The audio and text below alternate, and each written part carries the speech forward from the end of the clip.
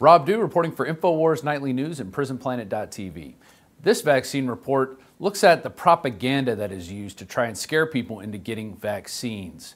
And I'm going to look at one person in particular. He's Time editor-at-large, Jeffrey Klugger. And he's the author of several books, numerous articles for Time magazine based on science and human behavior, whatnot. Here's a few of his articles that he's written. Let's take a look at this one. Meet the latest driver of the anti-vaccine clown car who thinks you're a bad mother. And it profiles a Dr. Jack Wolfson out of Arizona. And basically it came out and said, look, your kids should get these diseases when they're young, and they'll gain lifetime immunity, which is scientific fact that if you get these things, you will have lifetime immunity. And then the doctor also says things like, you shouldn't be inhaling carcinogens from detergents and stuff like that. Terrible advice to give, obviously, especially in the eyes of Mr. Klugger. And it's not just articles like these that Mr. Klugger has written. It's also a video series that he just produced for Time talking about the anti-vaccine movement, where he puts out health advice like this. So for the billionth time, vaccines are safe, effective, and vitally important. Well, if they said it for 1 billion times, then it must be true. And there's definitely not any money riding on that statement. But he also said statements like these. If you join the Army and get a mandatory crew cut before basic training, you don't then conclude that military service causes baldness.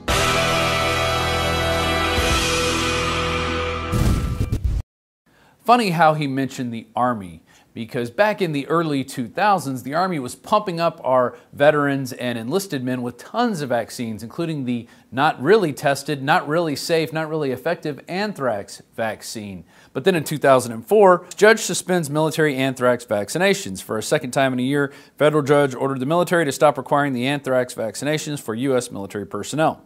In response, the Pentagon halted mandatory vaccinations until further notice, but noted the court did not question the safety or effectiveness of the vaccine. Attorney Mark Zed said the anthrax vaccination program was illegal and ill-conceived from day one.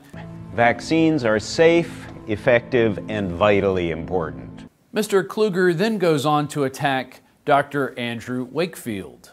The narrator of a disgraceful web video spreading the rumors about the study is Andrew Wakefield, the British researcher whose fraudulent 1998 paper, falsely linking vaccines to autism, got the entire anti-vaccine mess started.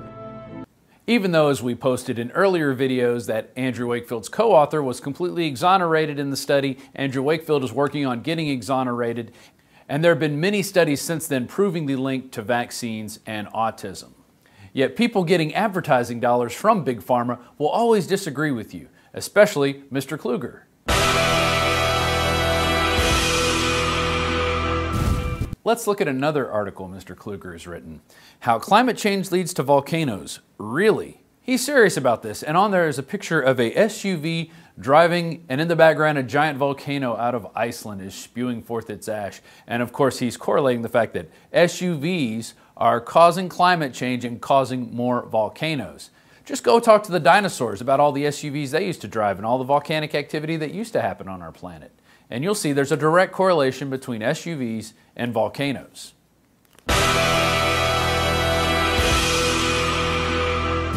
But this is where Mr. Klugger gets a little dangerous. Here's another article called Facebook Must Shut Down Anti-Vaxxers. And in this article, Mr. Klugger lays out a case for Mark Zuckerberg to actually shut down free speech for anyone that doesn't agree with the message that vaccines are safe and effective. That's right, if you don't like formaldehyde or aluminum or live vaccines, plus numerous other agents injected into your body, then you have to be stopped on Facebook. And he ends with this. Facebook is equal parts town square, medium of communication, and commercial bazaar, complete with ads, and it does all those jobs well. What the site shouldn't be is a vector for lies, especially lies that can harm children. Free speech is not in play here. This should be an easy call. And this is what you get with a lot of people on the far left. If you don't agree with their position, then you must be stopped, you must be censored. They're afraid of free and open debate.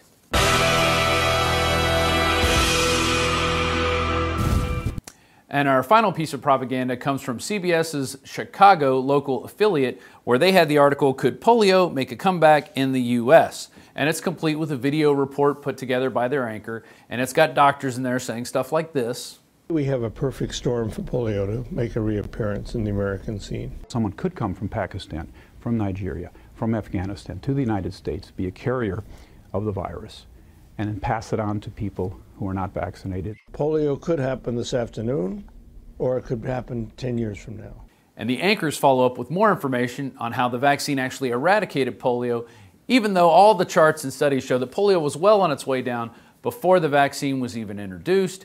And so they show pictures of these rooms filled with children and young adults in these iron lungs and in braces.